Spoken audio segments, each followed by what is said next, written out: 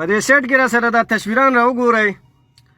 دا هغه تصویران دي چې کوم په بچپن کې زمونږ مشرانو یا چې کوم د موږ یارې دپاره چې کوم د خبرې به کولي چې کابلې به راشي تا به پټ کي، سري خواره به راشي تا به بورۍ کې واچي تا به خرڅ کي.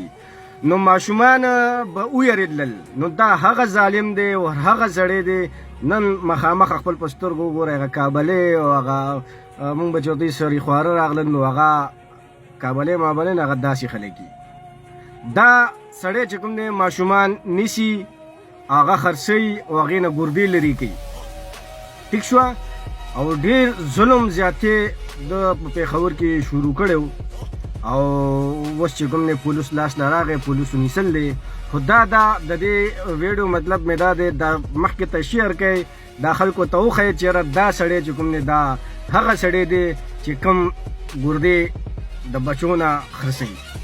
اوس مثال کې ته په ما څوک ونیسي یا د دې ما ونیسي دغه شان د کټګرۍ والا ډېر شی دی که نه، یوازې دی خو نه دی. دغه شانې خلکو باندې پابندي لګول پکار دي او دغه شانې خلک نیسل پکار دي او دغه شانې خلک پولیسو له ورکول پکار دي. ټیک ته لہذا دا ویډیو چې څومره شیر کولی شئ شیر کړئ. د ویډیو مطلب مې دا دی چې تاسې وګورئ خپل په سترګو. هغه بچپن والا خبره چې کومه ده هغه دا ده، هغه داسې خلک دي بورۍ کې واچي ماشوم له او بویځي خپلې اډې ته هلته چې کوم دی ګرده ترې لرې کړي او ګرده بیا دوسي چلو کې خرڅه کړي.